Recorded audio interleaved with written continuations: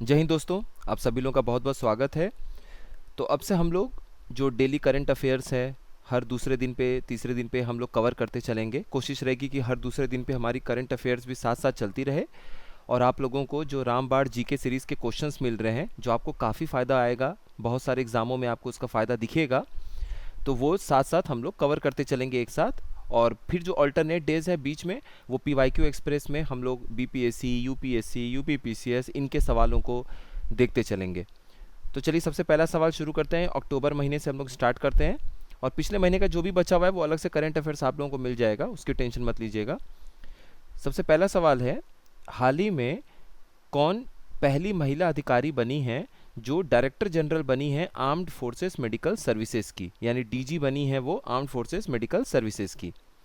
यानी हाल ही में सशस्त्र बल चिकित्सा सेवा डीजी एएफएमसी के महानिदेशक के रूप में कार्यभार संभालने वाली पहली महिला अधिकारी कौन बनी है, ये आपको बताना है।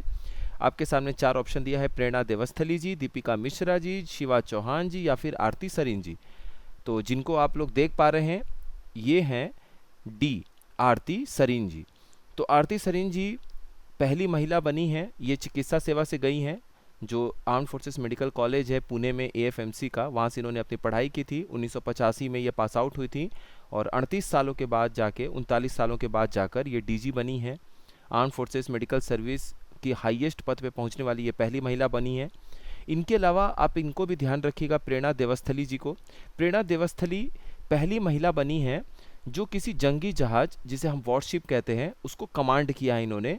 तो आईएनएस चेन्नई जो कि एक वॉरशिप है, जंगी जहाज है, उसकी कमांडर, उसको कमांड करने वाली पहली महिला जो नेवी अधिकारी हैं वो है प्रेरणा देवस्थली जी। और इस सवाल के सही उत्तर है आरती सरीन, डी ऑप्शन। तो इस समय ये वाइस एडमिरल के पोस्ट पर हैं। जो क्या होता है कि आर्मी में भी ये तीनों सेवाओं में जो डॉक्टर के पोस्ट पे होते हैं लोग, मेडिकल अधिकारी होते हैं, तो उनको भी उसी तरह की रैंक दी जाती है जो नॉर्मल रैंक होती है। तो सर्जन वाइस एडमिरल हैं आरती सरीन जी, जो कि DG arm forces medical services में डीजी बनने वाली पहली महिला डॉक्टर बनी हैं।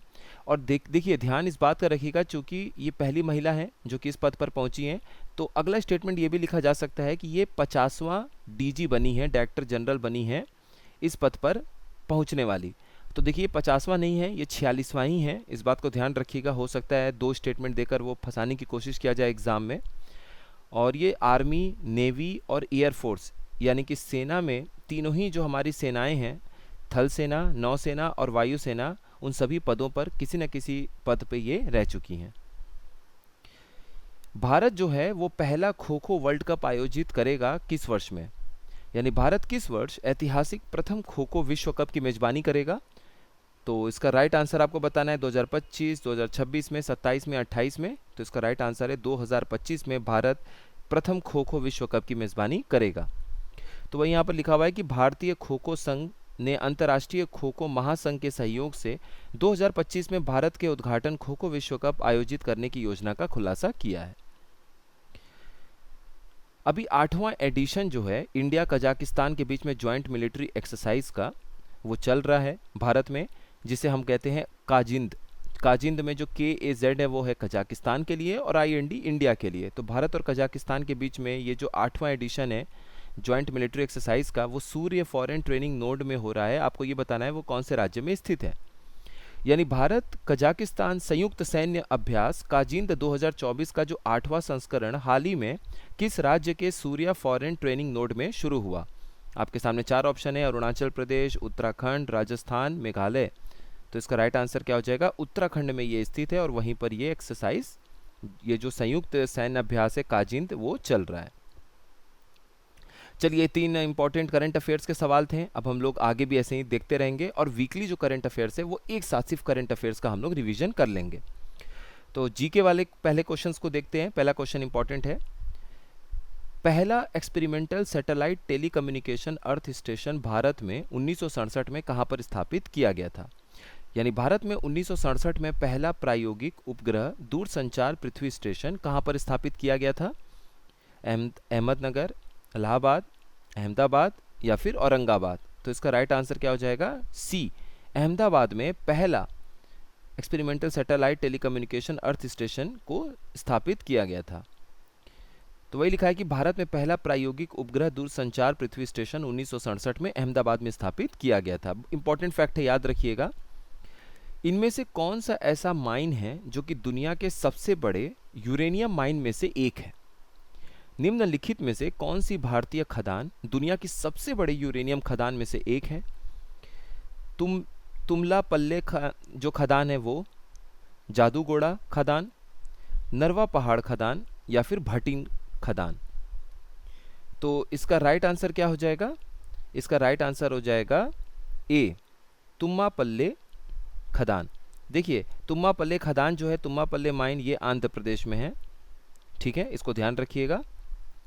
अगला सवाल है, inland waterways authority of India जो है, उसके हिसाब से टोटल अप्रॉक्सीमेटली कितनी लेंथ है नेविगेबल इनलैंड वाटरवेज की? यानी कि अपने देश में कई सारी नदियां हैं, तो हर नदी पे आप जहाज लेके, सामान लेके इधर से उधर माल नहीं ढो सकते हैं, क्योंकि एक नदी का फ्लो होना चाहिए। ऐसा नहीं है कि पहाड़ों से बहुत जल्दी जल्दी नदी के नीचे गिर रही हो, तो उस नदी पे तो आप सामान लेके या जा नहीं सकते, या टूरिज़्म के लिए इस्तेमाल कर नहीं सकते हैं।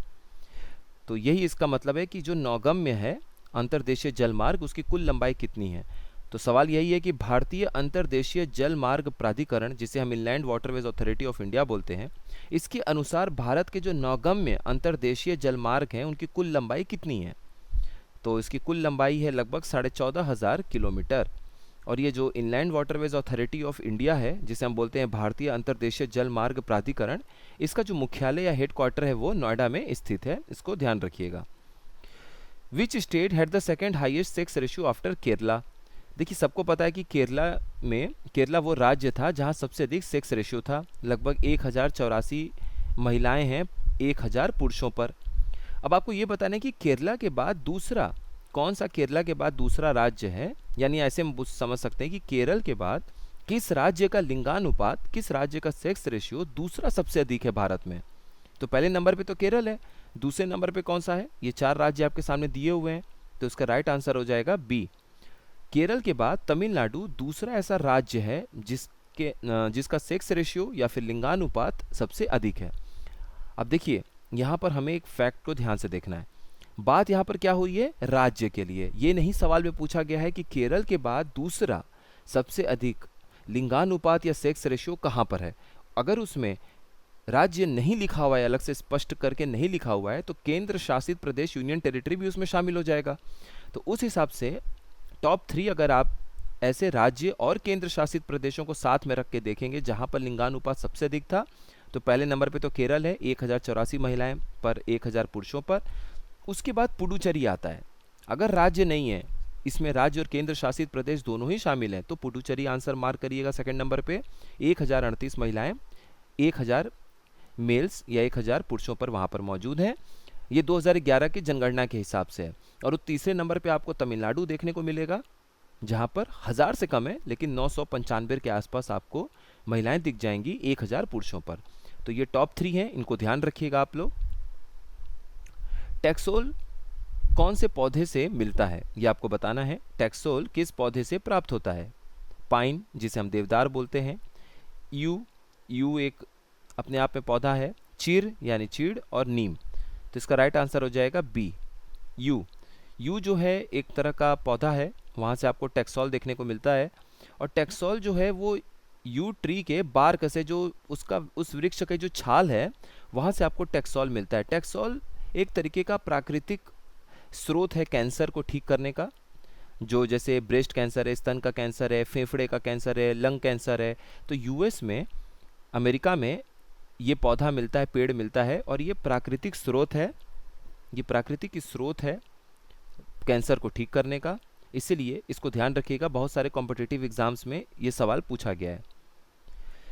किस वर्ष ऑपरेशन फ्लड को लॉन्च किया गया था? दूध को बढ़ावा देने के लिए अपने देश में डॉक्टर वर्गीस कुरियन जी के नेतृत्व में ऑपरेशन फ्लड को लॉन्च किया गया था। आपको ये बताना है कि किस वर्ष इसे लॉन्च किया गया था। तो ऑपरेशन फ्लड जो लॉन्च किया गया था वो 1970 में किया गया था। तो अगर हम इसके एक्सप्लेनेशन से समझें, तो इसमें लिखा हुआ है कि ऑपरेशन फ्लड 1970 में लॉन्च किया गया था national dairy development board of India के द्वारा। और 1970 में कौन सा पंचवर्षीय योजना उस समय लागू था? तो चौथा पंचवर्षीय योजना था। क्योंकि चौथे पंचवर्षीय योजना को अगर आप देखेंगे तो वो 1969 से 74 तक जो है आप लोगों को देखने को मिलता है चौथा पंचवर्षीय योजना, फोर्थ 5 ईयर प्लान।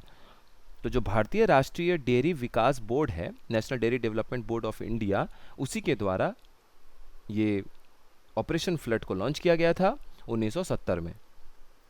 और फादर ऑफ वाइट रिवॉल्यूशन किसे हम कहते हैं, श्वेत क्रांति के जो जनक हैं उन वो हैं डॉक्टर वर्गीस कुरियन। उसी तरीके से जैसे फादर ऑफ ग्रीन रिवॉल्यूशन, हरित क्रांति के जनक हम लोग किसको बोलते हैं, एम एस स्वामीनाथन जी को।